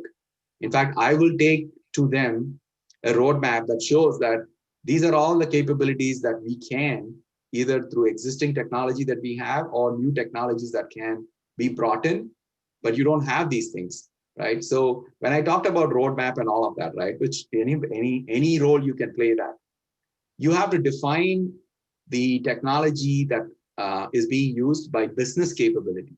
You need to have business capability conversations with the business and not technology conversations. It's your job to make technology work to enable that capability. So if you kind of turn it around and you become that thought leader and a trusted business partner for them, then the whole partnership relationship changes. Then they'll trust you and you will not be in that position. Hey, good morning, Vardesh. This is Raghavan. Since you are in CIO position, so given the pandemic situation, so how do you think this IT is going to, move on forward? Like, do they have really opened the offices? Or because in the cloud, everything is remote. Do you think the company will reopen the offices going forward? So obviously it all depends. What we are trying to do, in fact, Joanne, we have not closed our offices, okay, ever in the past, now what, almost 9 months. We never closed the offices. We told our people that you can work remote, okay? But if you have to perform a task that is required you to be in the office, you can always come into the office. The office is set up in a way that all the safe practices are already there, right? So it is a choice of the company. I know that there are a lot of companies who are saying, okay, don't come to the office, right? You're not allowed to come into the office. So it all depends on each company. At least we believe that we will bring people back when it is safely possible to do that. So that's what we are planning to do. But we are not forcing people to stay away from the office. It all depends, because I've been in the office pretty much all through this. I go to the office every day. Most of our leadership comes to the office every day. If I choose to not go that day or that week, that's fine. That's okay. You can be remote. But some of my leadership in IT as well as supply chain, they also come to the office depending on what is on their calendar for the day. So it all depends on each company. I don't think that it's going to be one way or the other, that the whole IT team is going to be all remote. So yeah, it all depends on the company. It depends on which company you work for. Joanne, we will be back in the office when it is possible. No, I mean, do you see any effect, like the employees are not being in office, so the productivity and the, meeting the customer, things like that? So do you see any lack of, communication between the employee and the customer? So, because the reason why I'm asking is, so now everybody wants to work from their own location, and the tax also changing. There are many factors coming to the play, saving money and saving a real estate. There are a lot of chain. The whole business chain is going to affect if one big company make a decision on this. So in that perspective, I'm asking. I understand. I have my personal kind of perspective on this, but I don't think that it's right to say here in this kind of a forum. Sure, no problem. Thank you for this. Because I don't know where this kind of opinions will go, so I won't say that. Okay, Vardesh, this is Rajesh Vardesh. Thanks, Raghavan. Vardesh, the question is like, this is regarding the job, what you are performing, but anyway, it's nothing related to your job. So there are a lot of CX positions, right? CEO, CFO, CIO, CTO and all. If one CEO or CIO is moving from company A to company B, they are taking their own team, from company A to company B. How many MNCs or corporations, they have, done that thing? Do you have any kind of ballpark numbers? I've seen in my experience for 24 years experience in IT, where I reported directly to CIOs, they move bunch of 4 or 5 people together, they run the show. So how do you see that? Are they really successful in that path? I personally don't like that because for whatever reason that person leaves, the whole group has to leave with them, right? Or her. So I had choices. I have had choices like that, which I personally did not want to go with. Okay. But what you're saying is absolutely true. That happens. I've seen it happen all over the place. When a C-level person moves, it could be CEO, or any C, right? They either bring their own people that they have worked with in the past in the same role, maybe different roles. Are they successful? Yeah, they have been successful. I have examples of them being successful because ultimately there has to be at the C level mutual trust, okay, before anything else. Skill obviously is important, but if you do not trust your, I would say, peer, things are not going to work out. And the same thing when you have, because a lot of choices and decisions get made in that particular team, right, or that group. And if they believe that they need that kind of a trusted, I would say, partnership, then they are going to bring their own people to actually make it happen. And I've seen that they have been successful also on that. But there are some that is going to turn sour also, depending on what happened, right? Because if that person, for whatever reason, decides to leave or let go, what happens to the rest of the people? They're kind of left kind of exposed and naked, right? That's how at least they will feel, right? So my personal opinion, or if somebody asks me to follow them, I will not, and I've told them I will not do that. But it works. That's how it works, and I've seen it work also. Oh, okay. Thanks for this.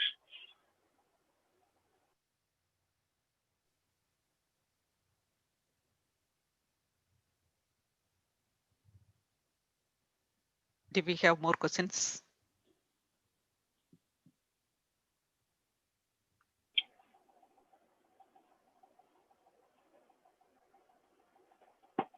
But this is Rajesh again. One more question, sorry. As Raghavan's followed up with Raghavan's questions, Raghavan Ramadurai from Dallas. His question is like how we are getting back to office and all kind of things. The people here in North America, they're also just considering that we are losing job, unemployment rates are going up, all kind of stuff. But the same thing when you look back in a hometown or in India, they are also losing jobs because obviously the market is not that good. The projects are not going back to offshore.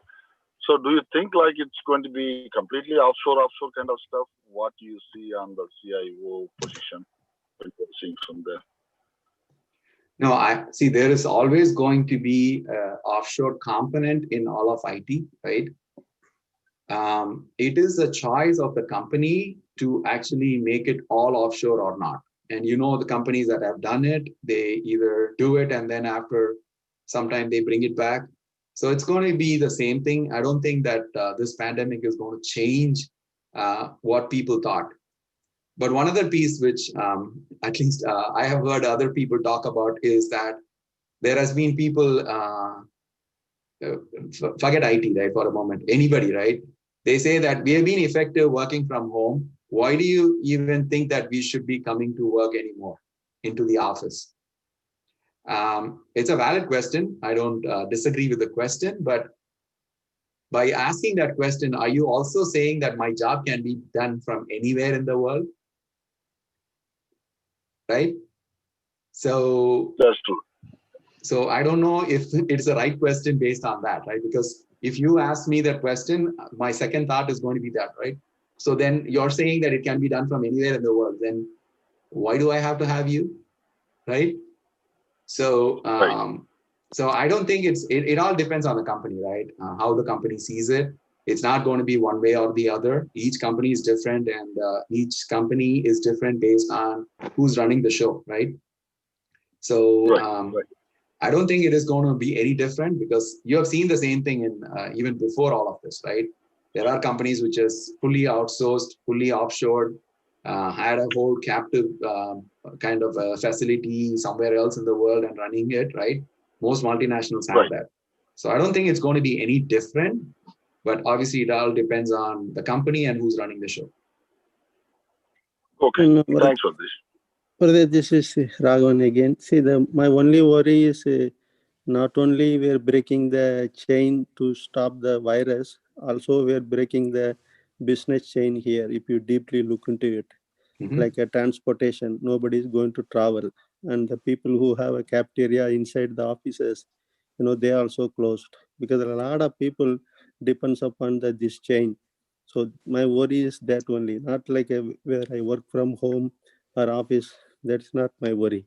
My worry is we are breaking all the chain here. No, that is true, right? Because if you think, you just look at yourself, right? Did you take any vacation? Did you go somewhere? No, you did not, right? You pretty much stayed home.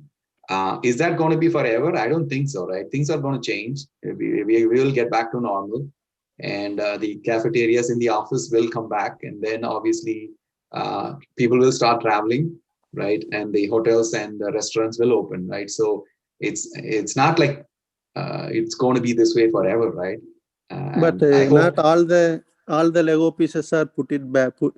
I don't think all Lego pieces will put it back. For example, the big company, they're saying that we don't want to people coming to office forever. It's a remote. So certain Lego pieces is already took out from this building. So that's why I'm asking how do you see yourself going beyond this? I don't know whether it's I mean, we have definitely we have a vaccine, but how the companies are started thinking. So that's my another thing. True. No, what you're saying is true, right? Some companies, based on what happened in the last 9 months, are going to be thinking different about office space, going to be thinking different about having people working remote, either sometime in a week or all the time, right? There is going to be choices that will be different also. And similarly, people's expectations, right, who want to do work also has changed. They are asking, why can't I be always remote? Or why can't I work from a different city? Why do you ask me to move to your location? Those are happening right now, because through my recruitment process, I am seeing people who are asking that question. Why do I have to move to Cleveland? Why can't I work from somewhere else? Because if you are remote anyhow. So our answer is, our company choice is, at some point we will all be in the office. So we think that we should be requiring you to move, if not now, sometime in the future, right? Same thing I have, okay, even though I've been in this position only for 18 months, recruiters call me, right? So I talk to them. And some of them tell me, well, maybe next 6 months, you don't have to move. You can work remote. Occasionally you may have to come. I'm talking C-level roles, right? They're saying you don't have to be in the office. You don't have to come here. But after 6 months, when things get back to normal, we expect you to move, right? So things like that, I think it is going to be different. I'm not denying that, but it all depends on every company and also people, right? Because the mindset of people also has changed, because they are expecting things to be different. So yeah, it all depends, right? It all depends on the role. It all depends on the company. It all depends on choices that the companies have to make based on what the new normal is going to be. Thank you. Rajesh, can I add to that point there? Yes. It's going to be a new normal. See, we are seeing the same problem. I don't have any employees here, but I do have employees in India on the software, all types of work. What I see here is some people, they don't want to come back to office at all. They have found it more comfortable working from home. But we see the productivity, a lot of people are misusing the office things. So we are telling them after a certain time, yes, you have to come to office. And there may be a situation now, it depends on how good you are in your work and how well you finish it on a timely basis. So that's going to be the new norm. The company is going to select. There's a huge savings for all the companies now because of working from home. But at the same time, there is a lot of problem with respect to training the new team. And this is particularly hurting a lot, not necessarily in IT, but other fields where they really need the training, hands-on training and experience from the people, interaction with the people. People also losing a lot of skills because of working from home. This is the reality right now. And the new team, there was an article in Wall Street Journal about this particular issue, that there are a lot of companies, they don't like it, even though they save money because of the work from home. So this is a new situation, that depends on the company, type of business, type of employees, what type of work, and also along with that, the employees, their attitude and mindset and work habits also. This is the new norm now. Okay. Yeah, rightly said, because it all depends. Like a consultant, you can say that it all depends. It's not like this is the only way it's going to be. Yeah, well said, Uncle. Yeah, that's right, Uncle. Well said. Yeah, I have a question over this. This is Damo. So with a lot of emphasis on like, the artificial intelligence and, automation of work. So the workforce, is kind of seen that it will thin down, and with the increased concentration on skills on the resources, which means the number of employees probably less, but output of the work still be same or even more because of automation. In that case, going past this remote or in office, how do you think those employees or those resources will be working? Will they be working because of increased specialized skill set? Will they be working more like an expert or contractual basis or specific, purpose basis? Especially young age, I'm thinking, like, the Facebook age, or it'll be still the same culture like how we have been through, like employees, large number of employees and managers and like that. So the contrasting perspective is like the Facebook kids who will be focused on dedicated skill sets, they will work, and when they like a Google style, they will work and they'll be gone. And they, like a contractual, typically a contracting style or the employee style. How do you see between these in the future coming, like 5 years, 10 years from now, 5 years from now? Yeah, so I think this is not new, right? This has always happened every few years, right? Every decade or so, your role, what you did, always has been changing. So there is always a transition, right, to something new and different way of doing the same thing. So when you talk about the automation, RPA, and all of that, right? The companies that have started to implement that, there is always an exception process, right? If you had to click 5 times on every transaction, and if I can automate that, there's going to be more the exception process that the system is going to require somebody to look at.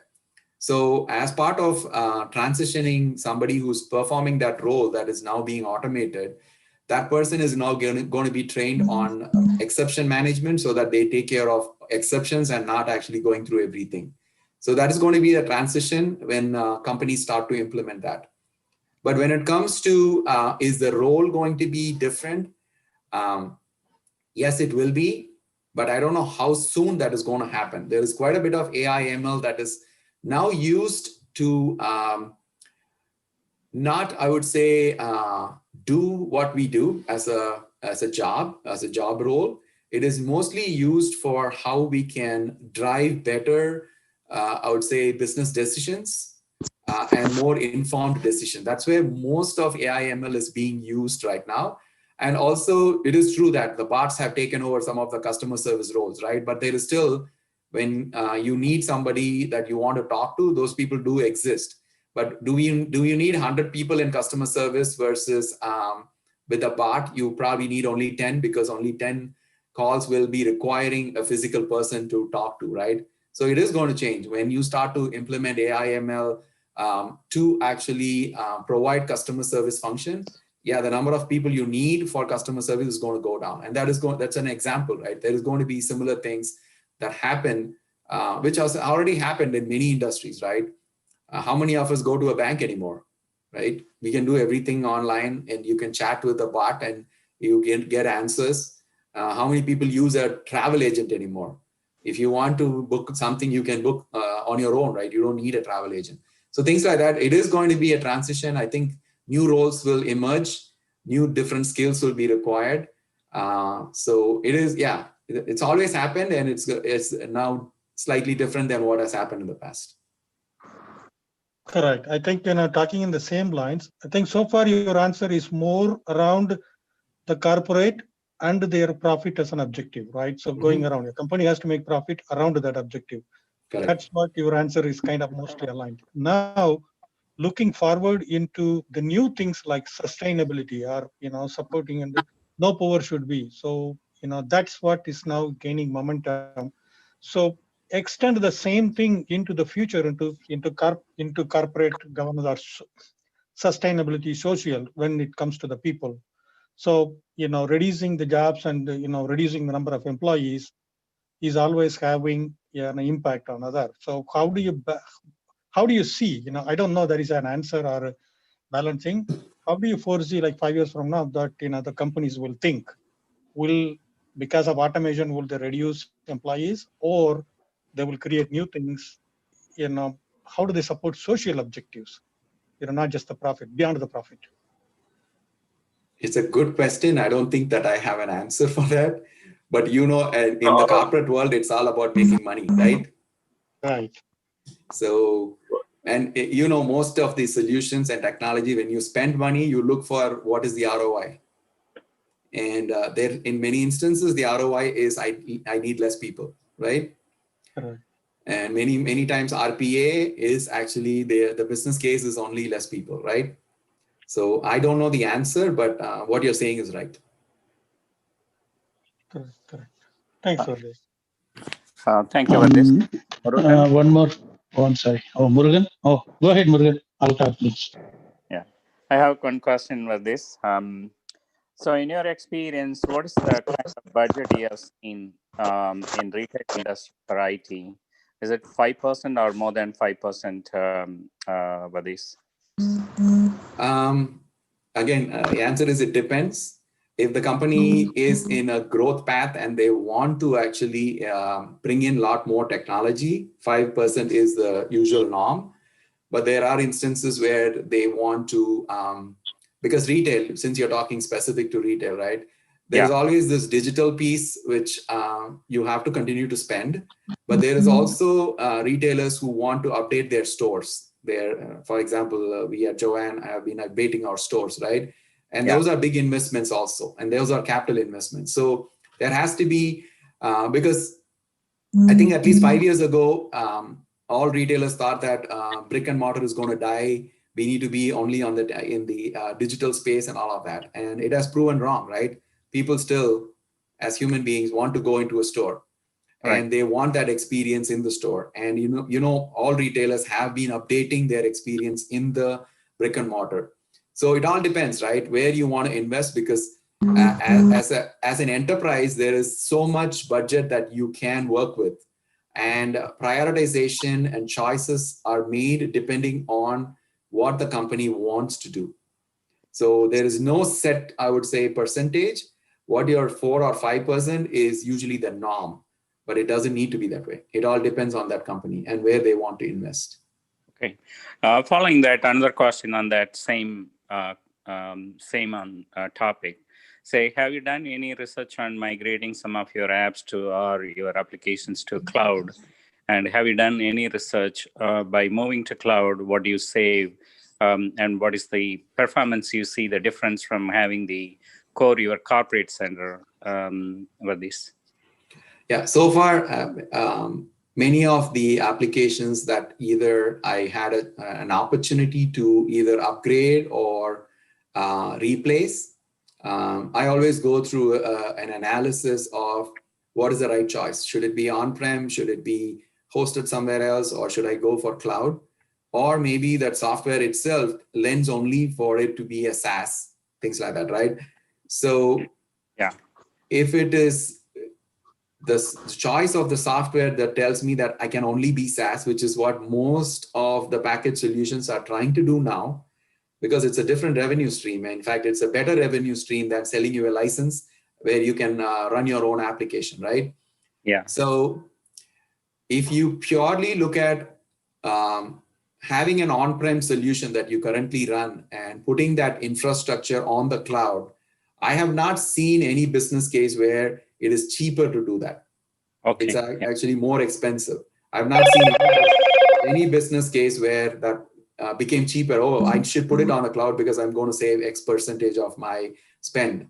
It's always been more expensive, either on the cloud or even on a platform that is hosted by somebody else. But when it comes to SaaS, many of the times we ended up with the SaaS solution because that's the only choice, because the package is now available only as SaaS. So each and every application, the choice has been depending on what that looks like. So that's how at least it is going to be a hybrid, right? It's not going to be one or the other. So yeah, in fact, even here, I'm trying to figure that out, right? As I bring in new applications or upgrade an application or replace a hardware, we look at that choice, right? What is the right best choice based on what we know right now? And let us look at a TCO for the next 5 years. And depending on that, we have to make a choice. So it's not Thank an you. easy answer. Yeah, it all depends. Thank you. Vardish, can I ask this thing? Okay. Yes. You talked about just now, you said to Murugan about the cloud. Okay. I have been using our own servers for the last 25 years. Using as a co-location, we maintain the servers. We do everything ourselves, upgrading and everything. Now we are thinking of moving to cloud, and but the things what you said looks scary if it is going to be more expensive. And they say that we are using mostly Microsoft products, like Windows Server and .NET and SQL Server. So we thought that if we go to Microsoft Azure, they will give everything as part of the one thing. So based on your conversation, based on what you say, that cloud is going to be more expensive than managing your own server? That's what you need to do the analysis. Depending on what you're looking for, what solutions you're looking for, right? You need to make the analysis, right? It is not just what applications and capabilities. Look at how much data is going to go in and how much data is going to come out. Okay, they charge you by that. So you need to look at all of those and make your choice rather than assuming it's going to be cheaper in the cloud. You cannot make that assumption. You need to do your own analysis before you decide on it. This is Raj here. Can I pitch in here for a second? Yeah, go ahead. The thing is, the problem with cloud nowadays is like we can't do the same thing what we have in on-premise. That's the biggest disadvantage companies are looking at. Because in a cloud, you have a centralized platform, correct? And if you want to add some extra thing, it's going to be too expensive on the cloud. That's one of the biggest disadvantage right now. A lot of companies looking around. There's also an assumption that if you post it in the cloud, for example, loading of images, pictures, everything will be much faster than you are having it on there. Because if it is an application which is worldwide, and if you have to really serve from the same server from here as well as in Europe and or Australia or New Zealand, then is it not going to be a, loading problem is going to be a severe on that? Compared to most cloud? of the cloud solutions, they actually, there are some limitations, right? Because some of the data that they cannot actually serve up in different, outside of the US, right? There are some, okay? But most of the cloud solutions, they do replicate data across different continents and across different data centers. One for access, what you just talked about. The second thing is also about DR capability and all of that, right? So yes, you will probably have that advantage, but what price you want to pay for it is something for you to decide. Nothing is free, right? You know that. Thank you. One more thing to everyone who is listening to this. Just one thing, Uncle Peringal, this is Rajesh. Guys, just if you guys wanted to get to know more about cloud, wait for another session. It's coming soon, probably in mid-January or end of January. So he's one of the CEO for the TechNotch company here in US. So he's going to be talking about all the cloud, what's going to happen in the market, what we are doing in a top level. So he will explain. You can throw a lot of questions to him. It will be soon in January, end of January. Okay. Thank you, Rajesh. Hey, I wanted to talk about one point I wanted to just mention. 1 minute, okay, please. I know Vardish from, since he came to this country almost 25 years back, and I have seen his progress, how he started as his IT job here, and then how he moved on with, he worked so hard. And I could see so many times how much time and effort he is putting. There is one thing that he mentioned is very important for everybody. When his boss asked, where do you want to be in 5 years? He said that I want to be in your position. How many people have the guts to say that? And also he said one important point. If you want a job, you have to learn it. You have to put an extra efforts on it. And that's what he did. And that's why he is so successful now. We are all very proud of him, what he has achieved, and we have to keep him as an example. And he's here to help us, all our community members, to grow further for everybody in their own profession. We really have to appreciate what Pardees has shared his experience. It's a wonderful experience. Not only that, he's a good example for everybody in our community. I want to applaud them. Thank you. Before we wrap up now, one final question. First of all, thank you for your kind advice, which is very valuable from SAP perspective. We do have a lot of SAP consultants in our community, and I feel proud of that from a SAP consultant being moving to a CIO. One thing which I noticed on your conversation hidden is being bold, right? So that's the key. As an individual, it's not about working to get where you want. Being bold is also very important, right? So now I don't know whether we can have a yardstick to measure being bold, how to be being bold to yourself. But that's where the struggle is now.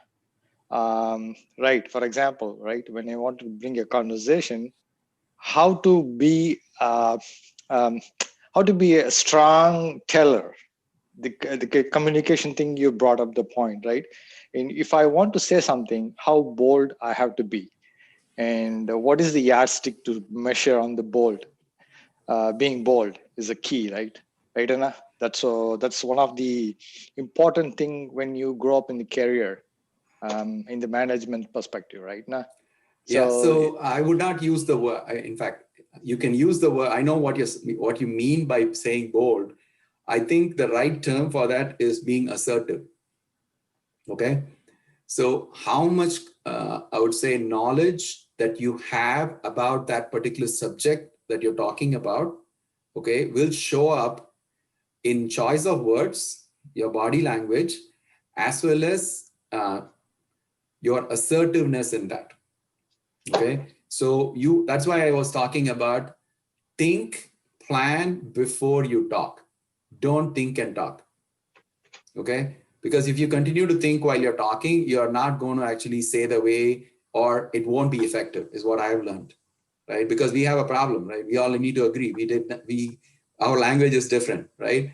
So that is what you need to do your homework, right? You have to be assertive. The choice of words, as I said, is very important. But at the same time, remember, it's a fine line between being assertive and arrogant.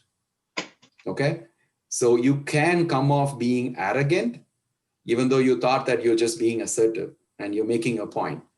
But obviously you need to be careful on that, right? Again, body language makes a difference in showing whether are you being assertive or arrogant. So yeah, that is very important, right? And you need to choose where you are doing it. Okay, you cannot do it all the time. You have to be assertive where you have to be, but don't do it or don't overdo it, right? Then you'll be in trouble. Yeah, I like the word, Vardesh, think before you talk. I like the word. Because we think in a different language and we talk in a different language, right? That's why. Exactly. Yeah, exactly. Thanks, Anna. That's one of the important things I was looking for. And thank you very much. Appreciate it, Anna. Yeah.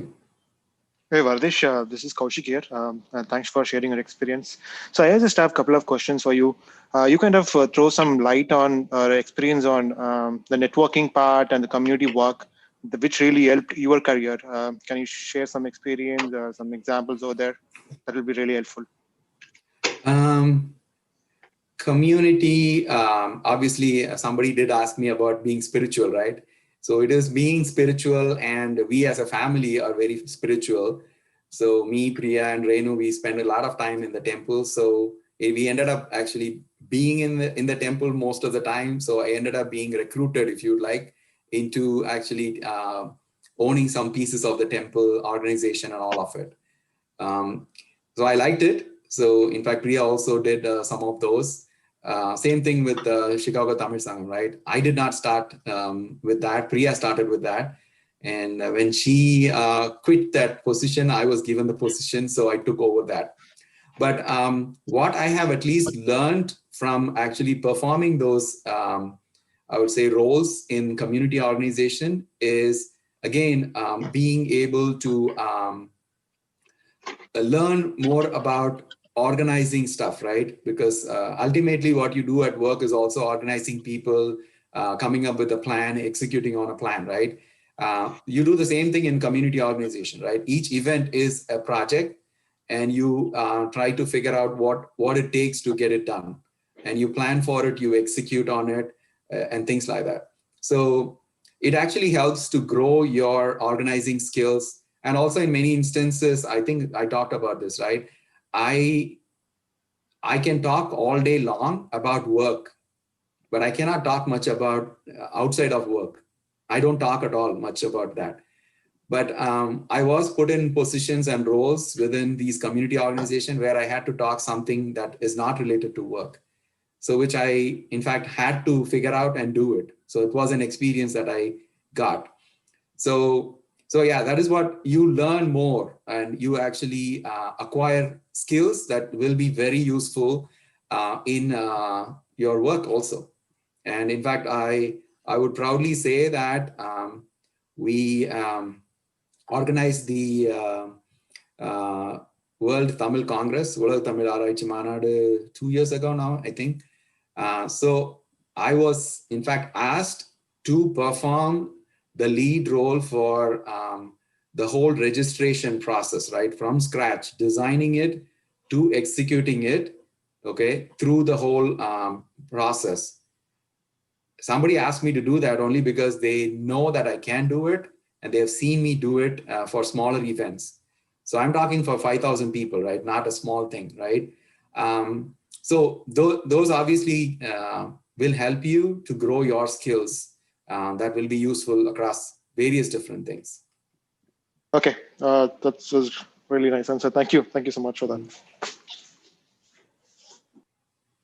Actually, like, so this is a common saying. ஒவ்வொரு ஆணின் வெற்றிக்கும் பின்னால் ஒரு பெண் இருப்பாள் என்று, அது வச்சுக்கமான common saying. So லைன்ல தான் உண்டாரு, லைன்ல தான் உண்டாரு. Danny தான் பெண்ணு, Danny தான் பெண்ணு. So I wanted to invite Priya to talk about something like how did she manage Vardhi Zanna and all his aspirations, right? So Priya, don't think like I'm putting you in spot, but I know like you are you can handle anything on the spot. So you wanted to say something? No, I just connected like a couple of minutes ago. So I didn't listen to the entire thing. I was just driving down from the hills and I just got home at Madurai. That's why my network is also there. And yeah, so I'm seeing you, Priya. I'm seeing you on and off, Priya. Priya, I'm seeing you on and off on the call, but it's good. Vardesh did an excellent session.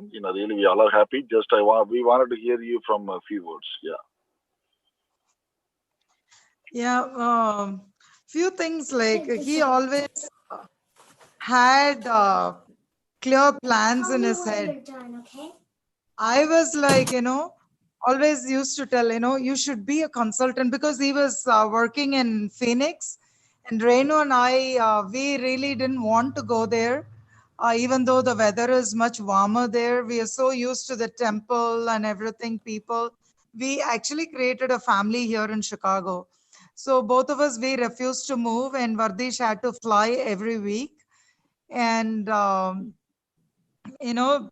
I used to tell, you're anyways flying out and not with us. Why don't you become a consultant? At least you will make more money.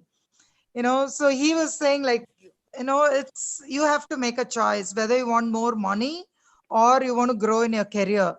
So he was very clear right from the beginning, he's going to stick on. I think this is just the third job in this entire 20 years.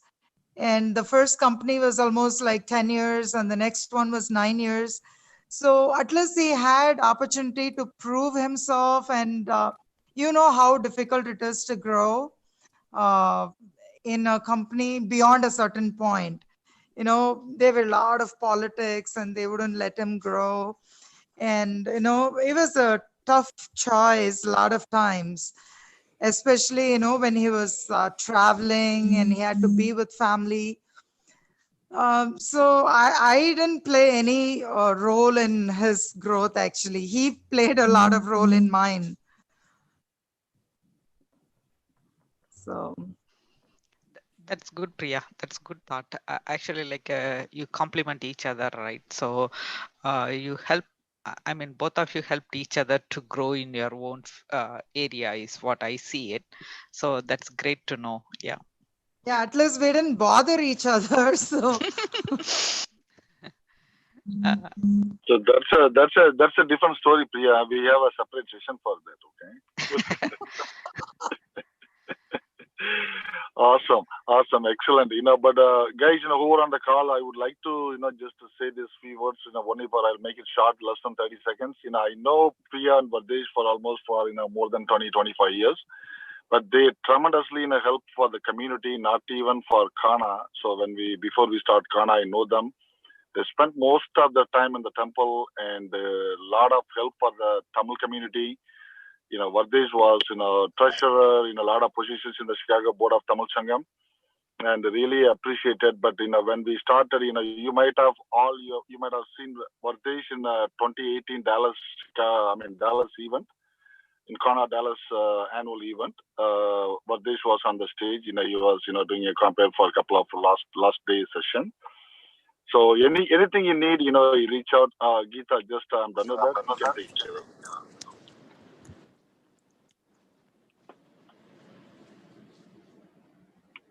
Go ahead, Rajesh. Geeta? Go ahead, I'm Rajesh. done. You can take care of the call. Oh, okay. So I don't see any further questions coming to our way, right? So if there are no more questions, Anna, thank you for the great session. Maha, over to you for vote of thanks.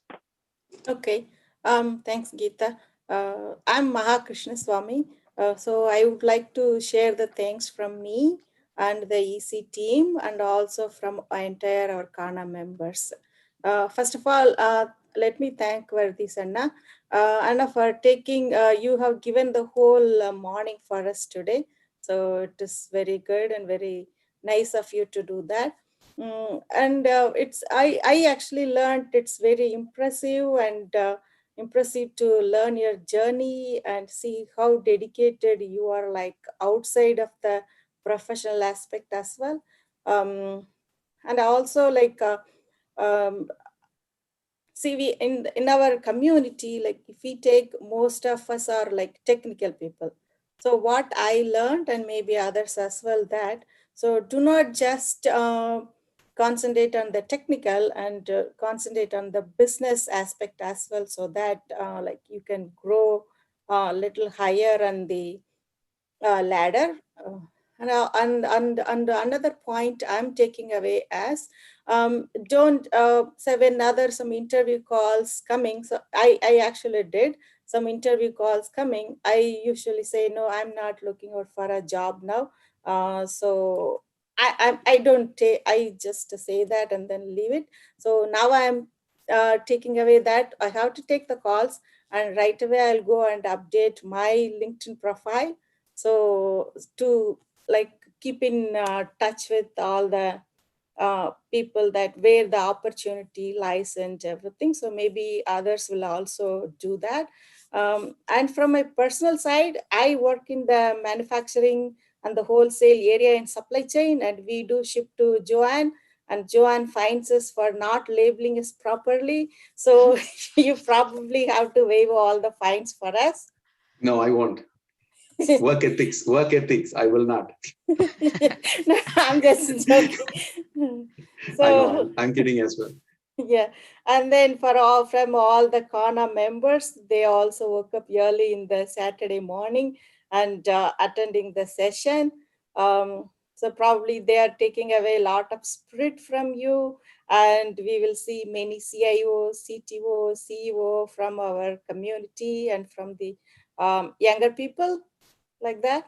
So, and then the lastly, I wanted to thank the BOD members and who are identifying such a talents, and then give a good speech and advice to our our community kids and also for the others who really want to grow. So, and we are from the team that we are looking out for more volunteers, like who can come and give some such sessions that others will take some ideas and grow from there. So especially I saw Kaushik, and you were asking about how the community outside of Vardis and us work helped him. So Kaushik, we are looking out for more help from you. So especially in the volunteering. And Priya, so we are looking out for another session from you, from your growth. So thank you all for entertaining the session. Thank you. Thanks for the opportunity. Thanks for Vardesh. Thank you so much for politely answer all the questions. It's a really good experience. It's one of the good session. Just really appreciated your time on Saturday morning. Thanks all for the people who arranged the session from the Kana Executive Committee Board of Directors. I really appreciated Geeta and Vijay. I appreciated all of you. Thank you so much. Thanks for the participants. Really appreciate it. Please be just tuned for more sessions are coming up in January. I think you will hear from the service committee team. Wait for it. It will be more cloud-based, examples like from the CEOs who are the TED speakers. We are going to conduct a lot of sessions in January and February. Wait for it. Stay tuned. Thank you so much. Appreciate it. Yeah, one question: is this recorded? This whole meeting or no? Yes, it is. Yes, it is recorded. Thank you. In YouTube and also from YouTube, and also if you go to Kana YouTube channel, you will see it in the first page. Okay. Is that right, Jay? Is it recorded, Jay? Yes, Yeah, absolutely. it's coming live. Yeah. Yeah, it's there live. All the sessions we categorized it. Thank you. Oh, thank Yes, please see in YouTube so that tell your friends also see many times. Yeah, please support, help yourself, help the community. Just be part of Kana. Just whichever way you can help. You don't have to just financially donate for Kana, but help in such a manner, like conducting some sessions. Be at least participate in those sessions. That will be help to motivate the speakers. So there are people working behind the scene. They are putting a lot of effort. They are arranging a lot of things. Just at least try to participate. At least that will give a big support. It's all they are doing it only for you. Okay. Thank you so much. Okay, let's. If nothing is there, Geeta, let's close the session. Yeah, actually, we planned just for 1 hour, and thank you, Vardisana, for going over, and then I appreciate your time. Thank you. Thank you, Vardesh. Thank you all for joining, and Bye. stay tuned for the next sessions.